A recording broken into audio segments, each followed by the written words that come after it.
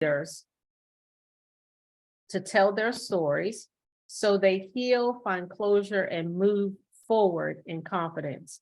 And it's so interesting how that is what I do, but however, that is also what I have done and continue to do. So if you want to call, it's like, well, what is my title? My title is I am a practitioner. That's how I was able to shed the imposter syndrome, because for 10 years, I identified as a forgiveness coach, but I knew I hadn't forgiven.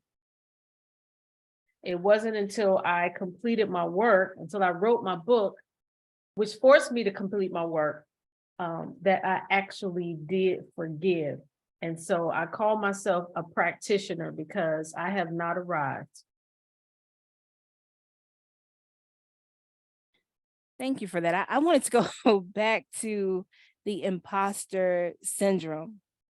So is that what led to, because I know we kind of going over the notes really, really quickly. You were a freedom coach or forgiveness coach. Forgiveness coach, yeah.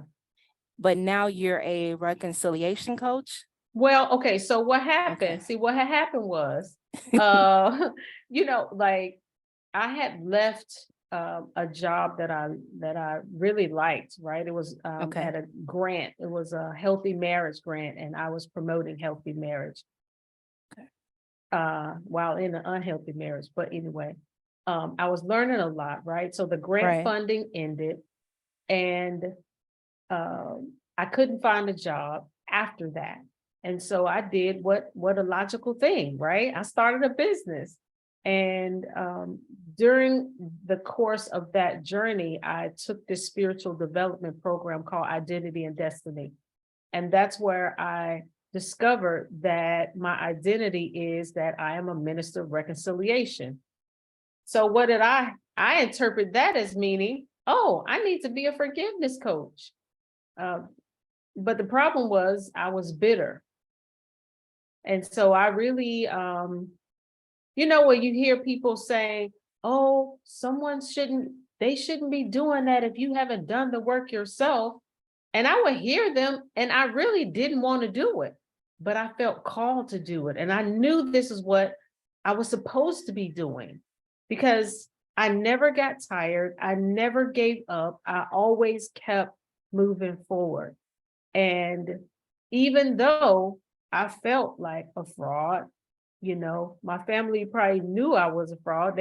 Or that may be why I didn't tell them a whole lot about what I was doing, because I was a bitter person, and but I knew that this is what I was supposed to do. So when I finally embraced what I was called to do, which is to be a minister of reconciliation, and what that means is that I help people be reconciled to God, themselves, and everybody else. But it seems like forgiveness is all intertwined and mixed into that. Okay. So can you understand what I'm saying? Yes. So I guess now we're going to kind of cover what forced you into that reconciliation, or the bitterness, what caused you to be what caused you to be bitter. Even you mentioned earlier about the divorcees and things as such. So do you want to start with your childhood and then kind of ease up into marriage, and what things led you to feel bitter, and then what forced you into the identity and destiny class? Ooh, that's a lot. Okay. Where do I start? I'll start with the book, right? So in the course of my journey, maybe around 2015, I found this woman on Periscope. Her name is Trey Kearney, and she was a former side chick, and she was her whole movement was about hashtag no side chick, and she was really against or she was for building families up, and her whole movement was about women supporting each other, because it's interesting, God had called her to the very territory that she destroyed in her own life, right? She was married and she cheated on her husband, and then it caused like both of, two marriages to break up. So anyways, her voice, her teaching us how to get over infidelity, which is something that I had been living with in my marriage. That's how I got there. Like one day we were having a session and she told me to write down all the things that I did to push my former husband away. And I was like, okay. So I went home and immediately wrote down all the things that I did. Right. And she told me to write a blog post about it. That's what it was. So I wrote down the things that I had done, but it took me a while to write that blog post. And so that blog post was actually published in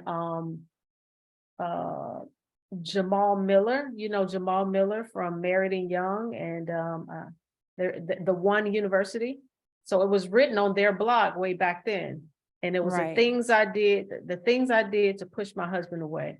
And when my friend, you probably know Tanasha Whiting, God bless her soul. Who passed away, yeah. Yeah, that was my ace, that was my girl. Right. She was like, sis, this is a book. I was like, what?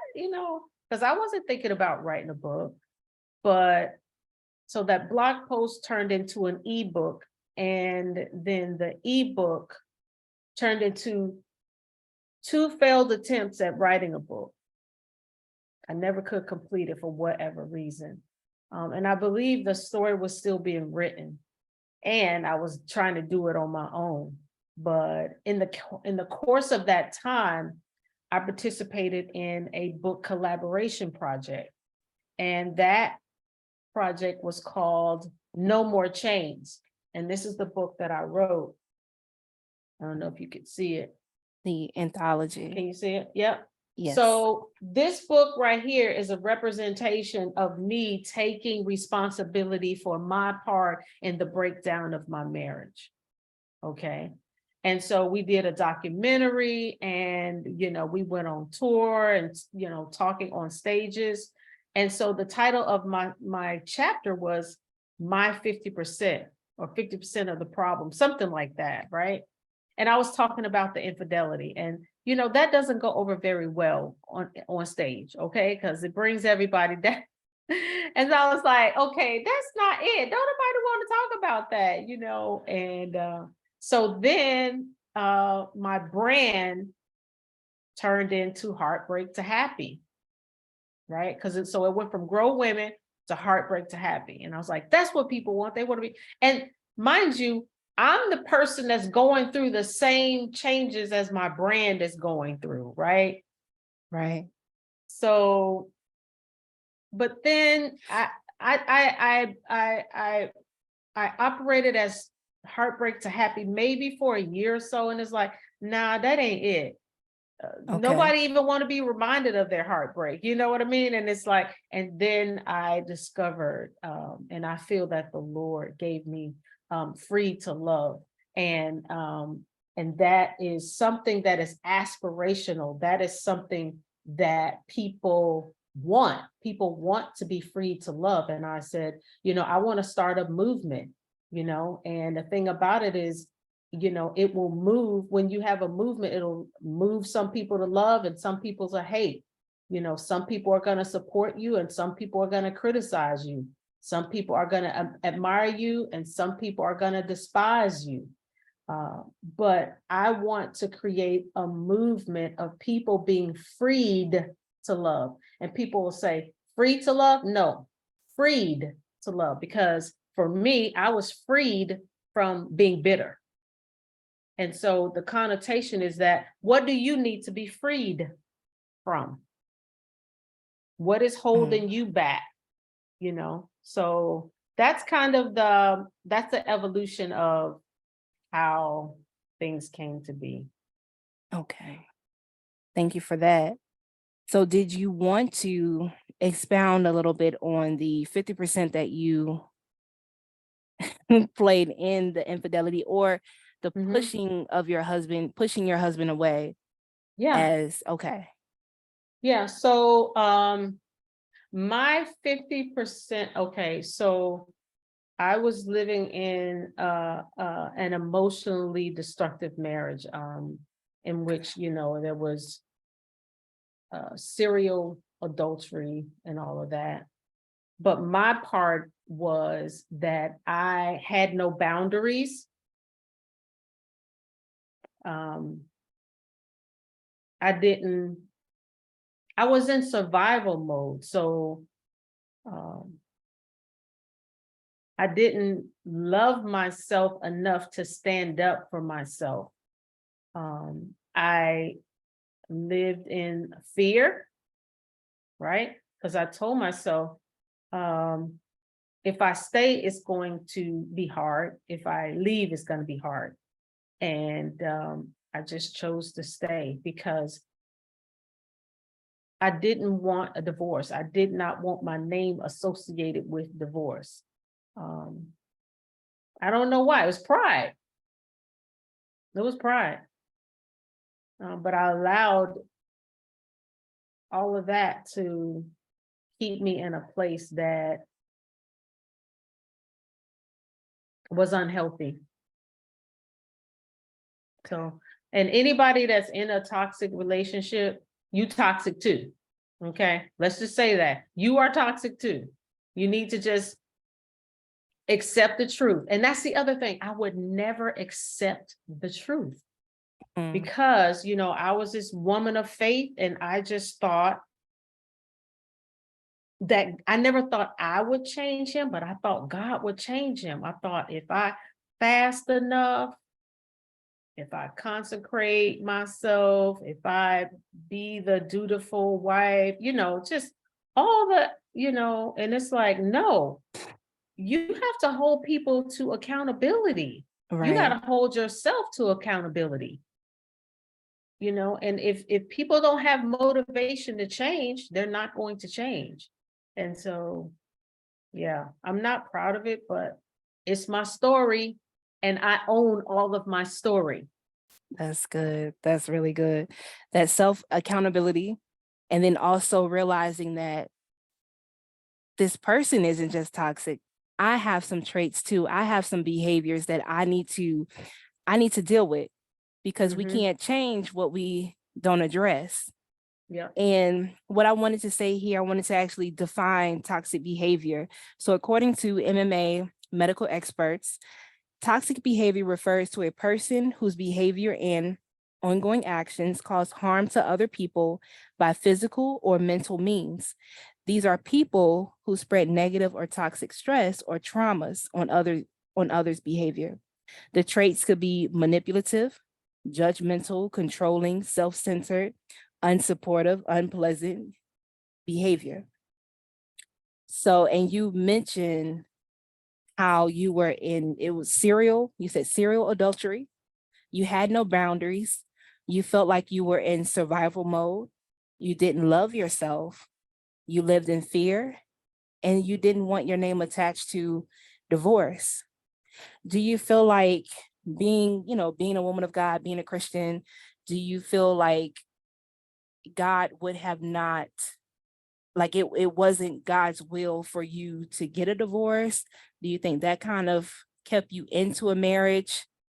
Mm-mm. No, it Okay. was all about me. I wanted what I wanted. Okay. Okay. I'm a pretty I mean, like, it's like the things that are your amazing traits can also have another side. And I was Yes. just plain stubborn. I was like, no, this is going to work. I mean, like, I was optimistic to a fault. Mm, Like, I'm going to believe with you, like, we're gonna win, and and then I had the support of, older women back in the day, they tolerated these types of things, and people would say things to me like, it's not just you, and what about the children, and just a lot of stuff. And I really, and then I didn't want to be alone.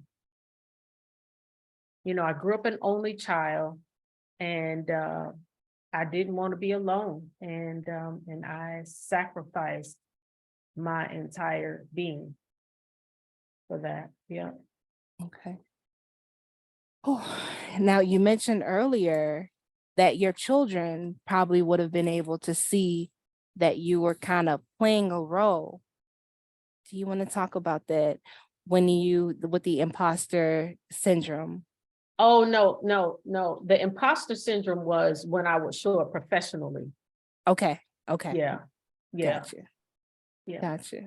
Because I know sometimes we can put on different masks for different environments and circumstances and things as such.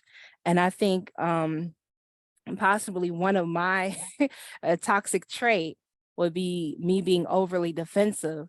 And I think that comes from not feeling like I've had a voice. However, I don't have to defend myself to a certain extent every single time or try to prove Mhm. myself. And that could also come from like an insecurity. Do you want to talk about some of the other traits that you feel that may have been toxic? Well, this is something that I discovered the other day. um, it's like God is using like this whole entrepreneurial walk and this um, helping people heal through telling their story. Yes. I get to tell my story like over and over again. And so I wrote this post on Mother's Day. What if Mother's Day is triggering, right?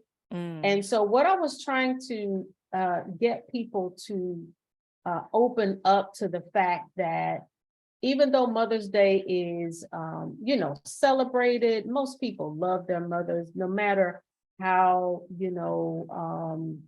difficult their childhood may have been or whatever. But I wanted people to start because you know what, a big thing in the work that I do is denial. We have mm. a lot of highly functional, dysfunctional people walking around. Yes, we do. And denial is not just a river in Africa. I mean, people live walking in and through denial all day in Hmm. America. And it's so frustrating because I can literally go on people's timelines and tell the people that are bitter, have unforgiveness, all of that. I can read your timeline. Y'all think people don't know, but we can see. So Yes. I wanted people to identify themselves so that they can get help, right?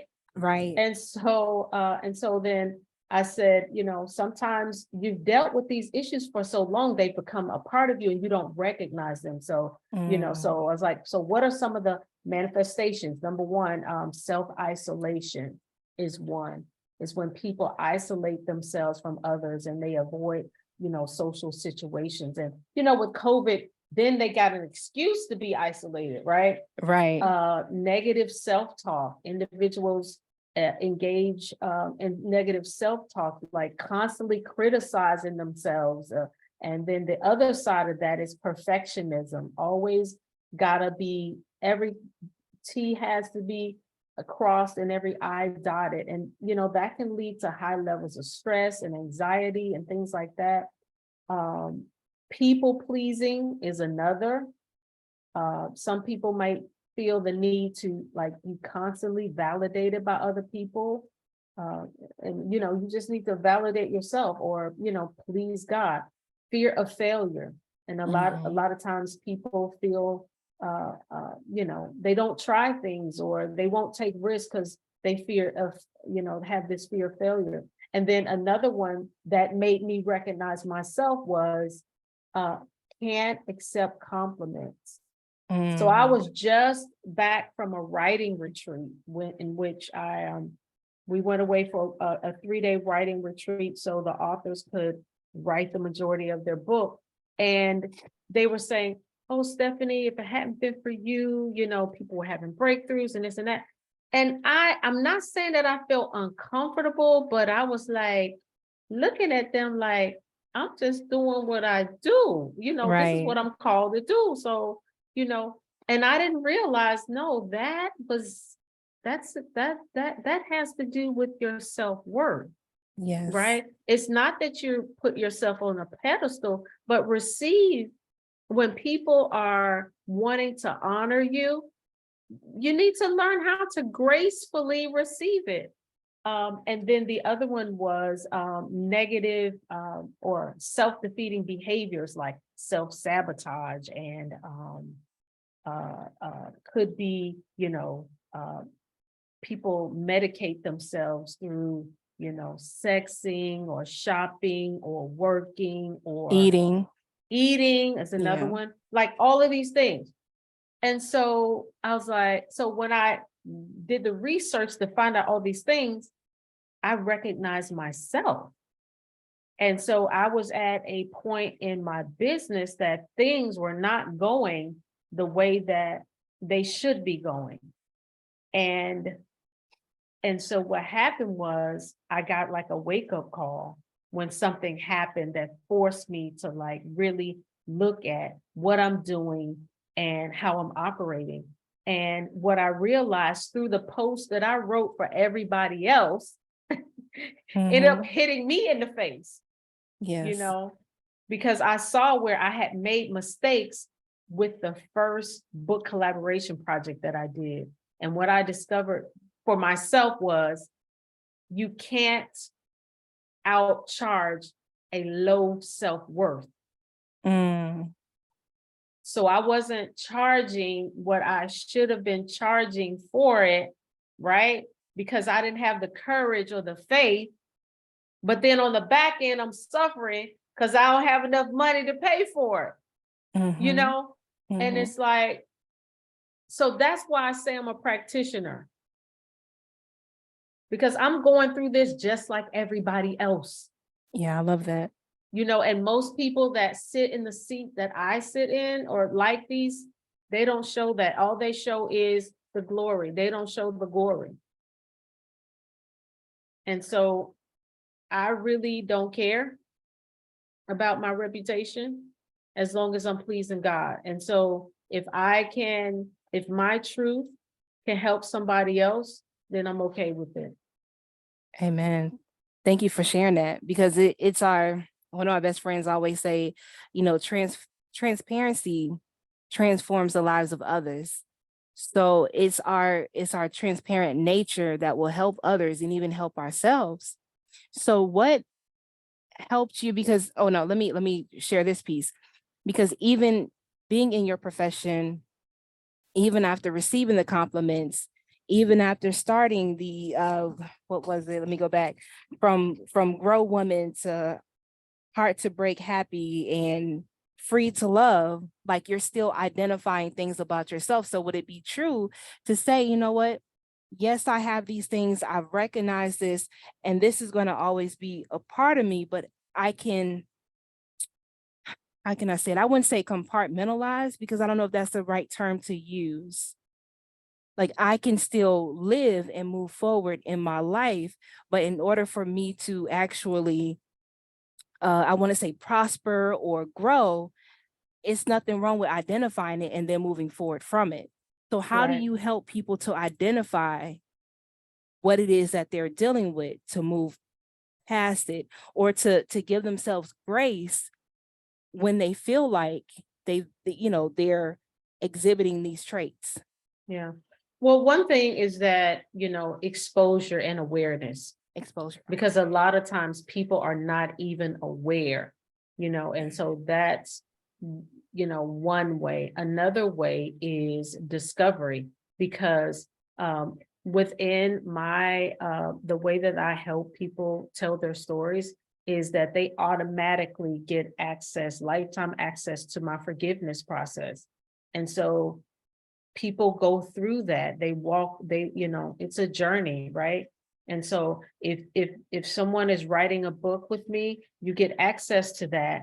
And so you also get access to me for the time that you're writing your book. So, and then also we write our books in community. And so a lot of times when we're in a group session, because they're very open and people talk about things. And so as someone else is talking about something, it may trigger a memory in you. And then also just like narrative writing is actually a modality in therapy. And so when people write their memoirs, that's pretty much, all I help people write is their memoirs, right? And so in people unpacking their story, they surface these things. And so when these things surface, then we deal with them at that time. I see people running away. Oh, he triggered me. She triggered me. Like, you need to be triggered. Now, I'm not talking about somebody that has like a bona fide mental health disease or state or something like that. I'm talking about normal functioning people, right? Right. When we're triggered, we need to go towards that trigger, not run away from it, not avoid it, because trigger is just like pain in your body. Like, if you got a pain in your wrist that won't go away, you need to go get it checked out, right? That could be some carpal tunnel, whatever. Like, pain is there for a reason. Triggers are there for a reason. You need to go to that instead of, going away from that, and get help. It's okay to get help. Just like you would go to the doctor if you had some type of physical ailment, get help if you have some kind of emotional ailment, and so I want to normalize these things too. Yes, I love that. Just write my notes down, Normalizing that exposure and awareness, discovery, forgiveness process. What is the forgiveness process? You said they can go through your forgiveness process. Yeah, it's a combination. It's a research-based process. They've been doing it for over 30 years. However, I use that as a reference, because what I discovered is that there's no forgiveness, real forgiveness, apart from the power of God. We can go through these steps, and the thing about it is forgiveness. When you say I forgive you, that's just the start, right? That's a choice. But the feelings of forgiveness is a whole nother thing. It involves unpacking, processing, acknowledging, things that happen, saying that those things, yes, they happened, they were wrong, they continue to be wrong, but as an act of mercy, I'm going to decide to let them go. And so I think a lot of times people get really hung up on forgiveness and they refuse to do it because they think that it is letting people off the hook, or letting somebody get away with something. No, you're not letting them get away. But what you're doing is you're releasing them so that they will be dealt with. What does that look like to release someone? It can be a process, right? We say we let them go, but there's all kinds of ways to do it. A lot of times we write the offender a letter, and some people mail the letter, some people read the letter, and some people never, because you can also do this process with someone who's passed away. Okay, because it is a spiritual condition. Unforgiveness, bitterness is a spiritual condition. And so it doesn't matter if that person is here or not, you still can release because the forgiveness is really from God. And so, you can do certain things like that. But the first thing is acknowledging. Yes. And a lot of times people don't acknowledge things. I'm hearing noise. Like, what is that noise? Do you hear noise? I do not. Okay, good. We're good then. Okay. I do not. Yeah. Forgiveness is spiritual. And my husband, he always says people are mad at people who are dead, and it's like, what can anyone do from the grave? And I remember for myself, like I felt like I was almost being like tormented with these loud voices, like in my head from, someone from my childhood who would just constantly yell, yell, yell. And I'm like, why is this happening? And like the Holy Spirit had to reveal to me that I needed to forgive this person. And it took almost 20 years for me to forgive this person. And Mm, eventually those loud, this person's voice, the loud yelling that I would hear in my head, it went away. So it mm, was almost like a torment. And I think about King Saul. I talked about this the other night. I think about King Saul and how the Lord had removed his presence from King Saul. So then he would solicit David to come and play mhm, for him, mhm. and that soothed him. You know what I'm saying? So it's like God has given us all the resources we need. We just have to tap into it. That's right. So let me see here. Write books and community. So can you talk more about because I don't think people are really, let me see. They might be following because I know you mentioned the first anthology, and then we have Free to Love, and then you had some writers come together. So can you talk about that? Yeah, so I've done 3 projects so far. I've done 2 book collaborations and 1 memoir blueprint is what I call it. Okay. And it's an all-inclusive, comprehensive uh program. So people get to we handle all of the things that keep people from writing books or telling their story, right? Right. We handle the editing and all the design, and you have a photo shoot, and we have we do all the things. Basically, the author, all you need to do is show up and write. So all of the barriers, we eliminate that, because for some people it's hard enough to tell your story. And then a lot of times people don't know how to start. So we provide, all of these prompts, and so each process is different. Like the book collaboration is different from the memoir blueprint, but we provide a foundational game plan for you to tell your story. And Okay. so yeah, so if somebody's interested in writing their story, you just need to concentrate on that, and all the other details that go into publishing a book, we handle that. But my pleasure is to see people have breakthroughs, and let go of things that they have been holding on to for 20, 30 years, and get freed from them. Mm, yes. So do you have like a writing camp aside from creating the anthology, or is it just for the anthology? Because So oh, I'm sorry. no, go ahead. It almost sound like a ministry, another type of ministry, where people can come for like a retreat every 6 weeks or something, and just write their hearts out, and not even something that they would publish. So I don't know, have something like that ever crossed your mind or? Well, you might be dropping something in my consciousness. Maybe I will. I don't know. Tell me more about that. I don't know. Yeah, but I tell you, when we did the writing retreat, it was very cathartic. Mm, It was very cathartic. Um, um, People said that they released things that they had not even released in therapy.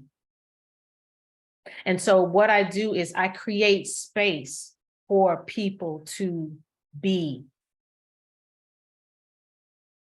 okay. a safe space for people to be.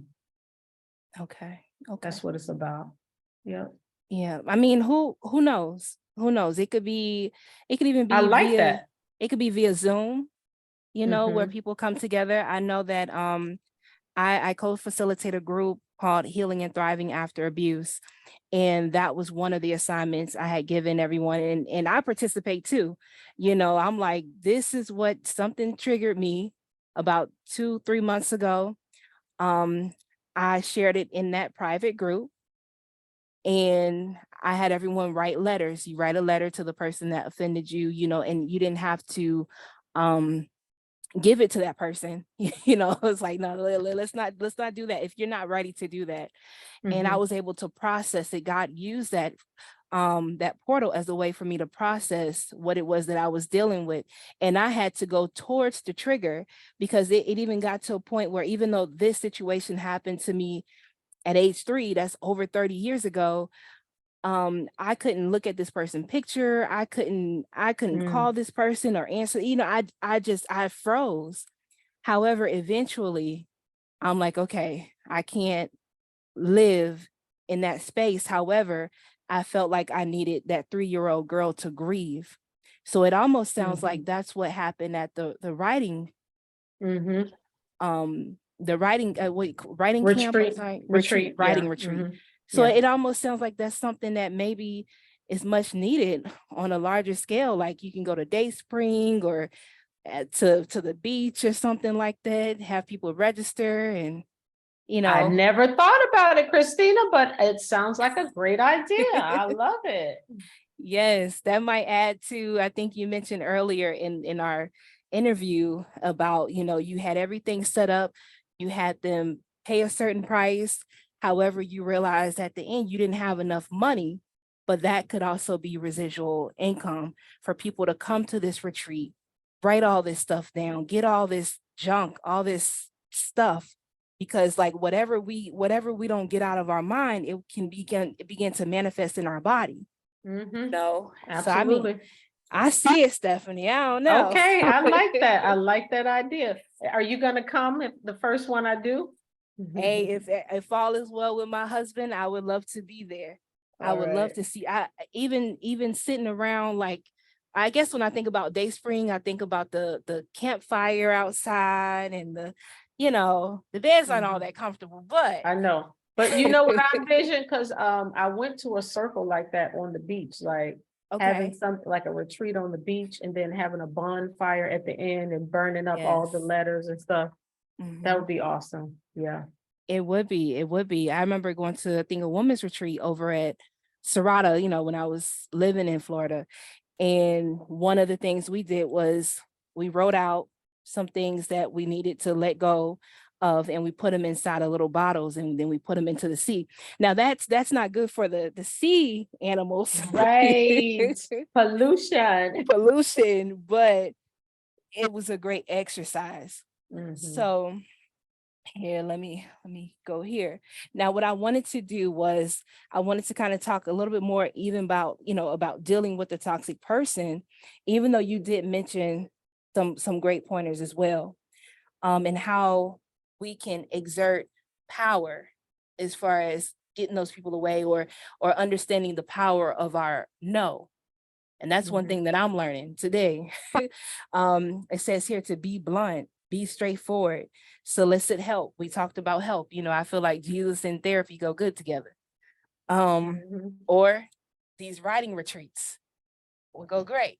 Mhm. Mhm. um, Having someone to listen, give an honest perspective about the situation, setting boundaries, making yourself a priority, learn to say no. But if we go back to the biblical aspect of it, you know, Jesus said to love others as you love yourself. But if we don't love ourselves, how can we truly love anyone else? Mhm. And even when we talk about or think about unforgiveness, you say, I hate this person. The Lord also said, scripture also so said that, how can you say you love God? You never see me, but you hate your brother. If you hate someone, you have hatred in your heart, you pretty much killed them. So Mhm. like you said, you got to release that person, release them to do, and then we have no control over it anyway. Mhm. We're setting ourselves up to continue to get hurt. And now what we do is we can project our feelings and thoughts on other people that come into our life, and then we self-sabotage, like you Mhm. mentioned. Mhm. So what was that breaking point for you, or that moment for you to get out of that relationship that you were in? Mhm. I remembered who I am. Mm. That's how I remembered who I am. And And who I are you? remember I'm um sorry. I am a child of God. I have been loved and I Mm, deserve to be loved. mm, And those were, I woke up. It was like, wait a minute. You know, and once I made that decision, $17,000 showed up in my mailbox. Like the provision came Wow. that I didn't even know I was gonna get. I didn't even know it was still mine, you know, from a job that I had left 20 years earlier. Yeah. 15, yeah. I didn't even know. I didn't even know. I didn't even know it was old to me. Okay. I didn't even know it was sitting out there. Yeah. So it's like, you got to remember. So it's still same thing. Awareness, right? And then making a decision. I made a decision. Yeah. I love that, making a decision. Now, have you and your ex-husband, because you know you mentioned children, y'all have children together. Mhm. What kind of advice can you give someone who may have dealt with something similar and they have children together? Like, how do you continue to co-parent with when you've come out of a situation where you own what you did, but also you had to forgive that individual for what they did to you? Yeah. You know what? The best gift you can give everybody is to heal. And so that's how I was able to co-parent, is to heal. Because the only power that people have over you is the power that you give them. And Mm, so I had to take my power back. And once I took my power back, then I used my power to heal and realize that I'm the only person that I have power over, mhm, my choices. And I was an out of control person. My mouth was out of control. My anger was out of control. I was looking the other day, the kids have these TikTok, or not TikTok, Snapchat videos mhm, that they have, they save over the years and stuff, how they'll send them back. And I was mhm, listening to me yelling mm. in the background of one of the videos. And I was like, wow, I was angry then. You know what I mean? And I didn't even know that I was angry while I'm trying to help other people. You know Mm, what I mean? I'm trying to help yes. other people let go of their anger, and I'm still angry. Like, where they do that at? Where that work? And so, Yeah. but I knew that was what God wanted me to do at the time. So that tortured me. It literally tortured me. Um, and it wasn't Mm, until, I wrote my book, really, was when I finally completed the work that needed to be done in my heart. And now my former husband and I have a great working relationship. We have a family chat, we chat somebody's chatting every day. I mean, we just mhm. became grandparents, you know. He Wow. was he was at we weren't in the delivery room, but he was in the waiting room and I was in the waiting room too, So there's no need for me, there's no gain for me to continue to hold on to things. Um, he is who he is. I, what they say, my coach Trey Kearney said, she said, I was a volunteer. I wasn't a victim. I was a volunteer in that. Mm, So I had to take responsibility for myself. I couldn't blame him. You know what, though? I was mad at him because I stayed. mm. So I had to let him go.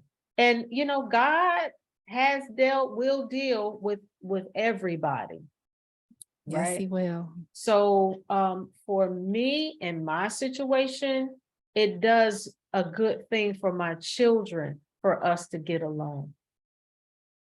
Mm, And so when you love, you let go,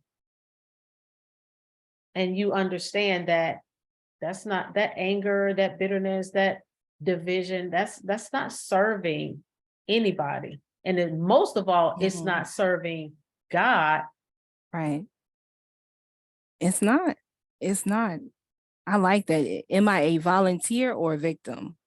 I love it. I love that. Wow. Mm. Now, the reason why, because you had been on my mind for a while to come on and talk to divorcees, but then when I seen that video clip you posted about the mother saying that she never apologizes, I'm like, yeah, let me reach out. What were your thoughts about that? For some reason, I could not find it. Let me see. I could Yes, not still find there. it. Well, I couldn't find it I couldn't find it on YouTube. I wanted to see if there was like a longer video. Oh, no, that's something I captured that. Anytime I'm watching a Okay. show or a movie and I hear somebody say something just crazy about Mm-hmm. forgiveness or unforgiveness or anything like that, I take my little camera out and I just videotape. Listen, that's how we can do nowadays, right? Right. So, yeah, I shared that clip because Mom and them keeping a lot of us stuck. Mm. And a lot of people are stuck because it involves saying that Mom and them was wrong. And a lot of people love their mothers, their fathers, all that. And you can Mm-hmm. still love somebody and still say that what they did was wrong. Right. But a lot of people stay stuck in their own lives because they refuse to acknowledge, you know, the wrong that was done to them Mm. or the wrong that they were taught. That doesn't dishonor them by, making a different choice in your own life. I Mm. mean, and in that clip, you could see how that daughter, when she said that, how pain the daughter looked, did she? Yeah, she did. She was suffering because of all of that anger and, bitterness and all of that. And the mother thinking, I'm riding for my daughter, right? Right. She's Right. thinking, I'm doing something. No, you are hurting her, and you're hurting yourself because holding on to that anger and bitterness and fighting, it's like, that's not good for your body Mm-mm. to live in a constant fight or flight uh, uh, response. Right. It's not healthy for your body at all. It's not. It's not. You can cause issues with your adrenal glands, your digestive system, have a heart Nervous attack, system. Mhm. nervous system, yes. And Uh, there are studies that say that 60 something percent of cancer patients have unforgiveness. mm, That's because when we hold on to things, when we activate that fight or flight response in our body, it mm-hmm, releases cortisol, and the mm-hmm. cancer cells uh, feed on cortisol, as well as it keeps that belly fat on us as well. Oh yeah. Oh yeah. I got some belly fat. But that's the toxic trait for me is eating my emotions. And that's not good. That's not good. So trying to find different ways to manage those stressors and things like that. So when I took that moment, I want to say I took like 6 weeks from Facebook, when I felt triggered, quote unquote, triggered, and just allow the Holy Spirit to minister to me in different areas, being able to, cause myself to make myself be even more vulnerable with my husband.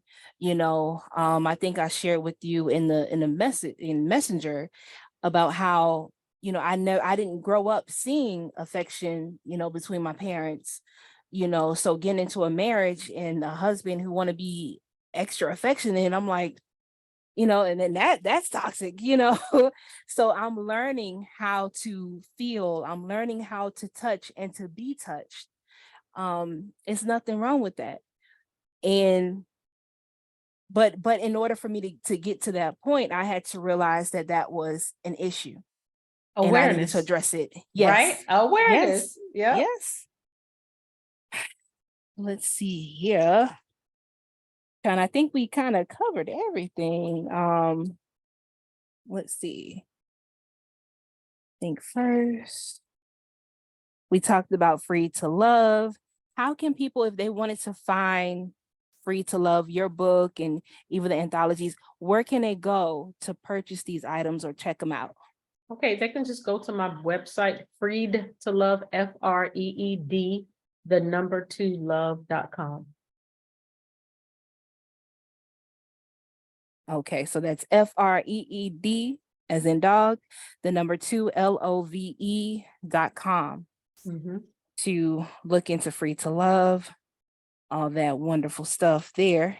And then are you going to be hosting any more writing retreats soon or another anthology? Yeah, I have a couple things coming up. Okay.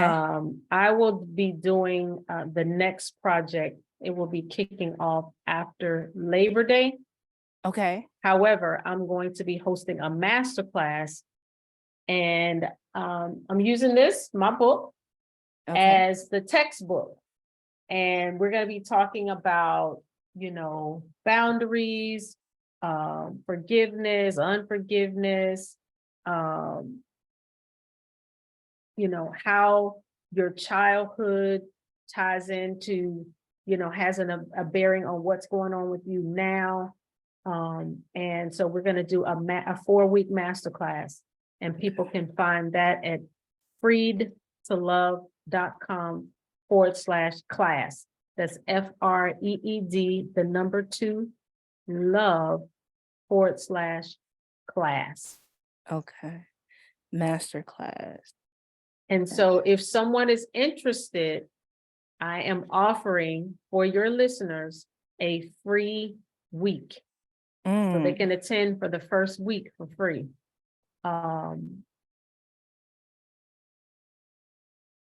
Okay.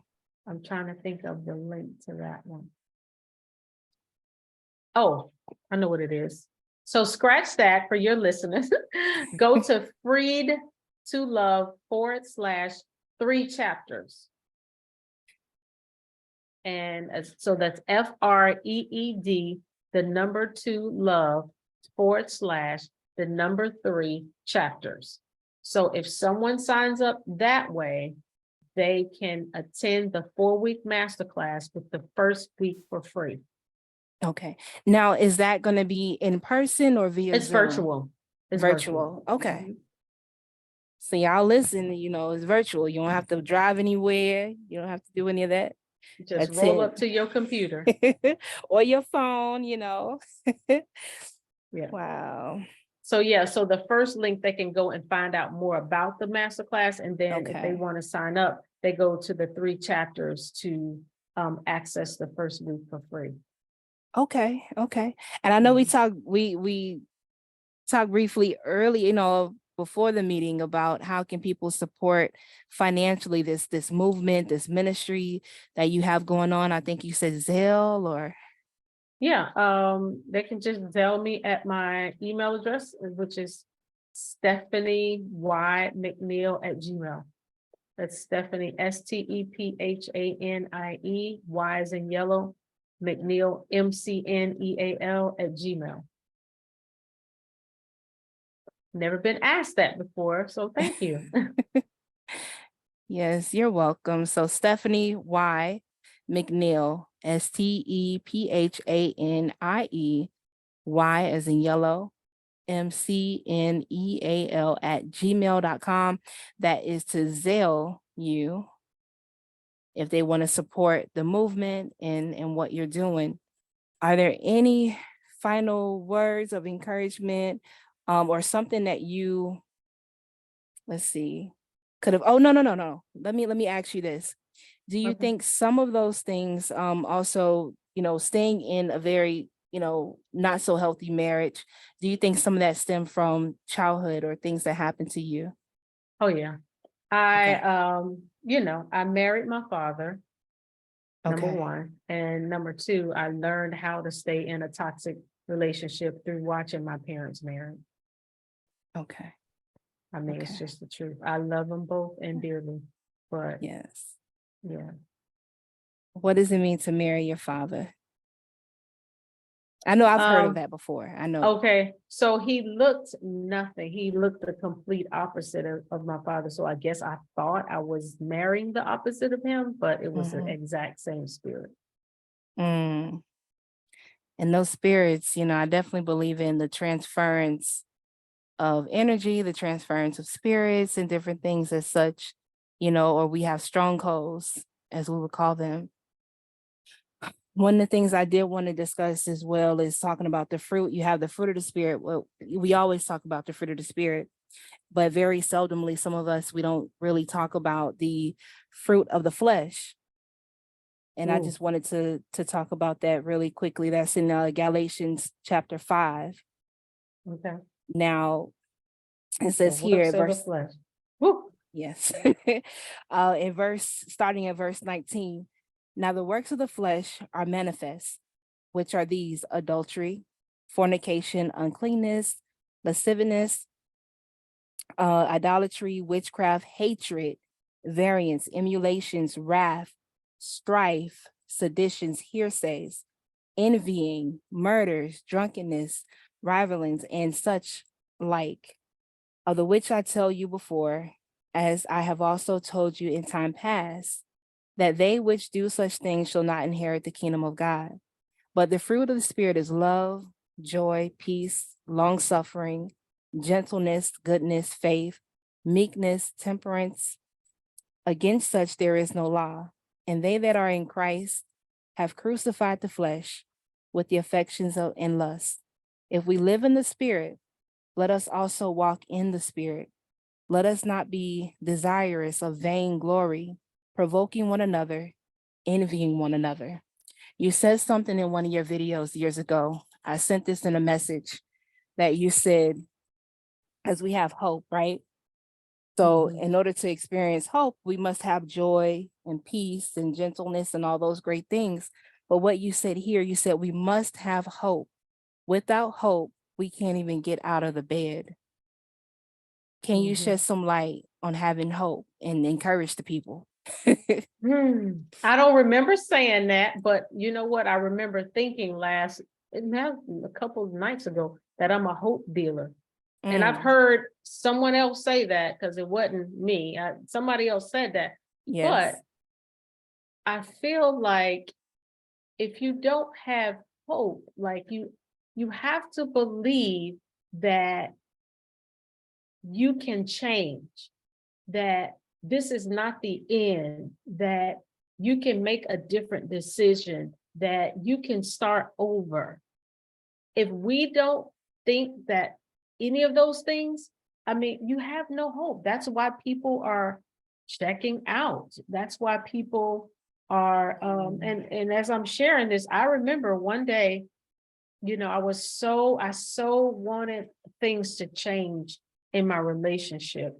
Mm-hmm. And and I was under attack so bad. I remember hearing the enemy screaming in my ear. It was screaming in my ear so loud that I almost heard it, right? It was so loud in my spirit. He's never gonna change, so you might as well just kill yourself. And had it not been for calling on the name of Jesus, who knows what would have happened? And why? Why did I get to that point? Because I didn't think there was any hope. Because I thought things were never going to change. You know what I'm saying? So that's what I say. People have to have, like, you can make a different choice. You really can. You can stop doing something or start doing something. Some people need to start, some people need to stop. You know, it's Mm. so, yeah. Mm. It's just breath of fresh air, of sharing this with us. Thank you so much for your time. And then you mentioned Periscope. Are you still on Periscope or? Oh, I think Periscope is going away. No. Oh, okay. Facebook is the primary place for me. Okay. I need to be on Instagram more and I need to be on LinkedIn more, but Facebook is the best place to find me, online. Okay. Okay. Yeah. So we'll find you on Facebook, possibly Instagram, and then we can always go to your website. Mhm. All right. Thank you so much, Stephanie. Is there any Thank you. last words? Well, I just wanted to say, like, from the first time that I experienced you, your poetry, I fell in love with you. And we were at that church. I don't even know the name of it, but it's right over the McMullen Booth Bridge, that little McMullen Booth Road. Was it Benny Reyes? Was it there? Was it Something like Hispanic? that, a little white church. I don't know why they were doing poetry, and I experienced you, and I'm like, I gotta have your poetry all the time. So I appreciate you inviting me, because I'm always like, if I need some poetry, I need Christina. Are you still Yes, writing? I am. I am still writing, and I really need to go ahead and get the poetry book out. You know, I did release the one book I was telling you about when we met, you and my husband met. I don't know, that was last year. Mhm. When you were talking about the anthology and the plan with that. And then, you're in this book right here. Oh yeah, yes, The Journey to Love Yep, Again. I didn't yep, forget to mention that. We didn't mention that book. yep. Can you hold it up again and they can go on your website? The Journey Yeah. to Love Again, Mhm. the And so anthology of resilience. your poem is right here. Let's see, where is it?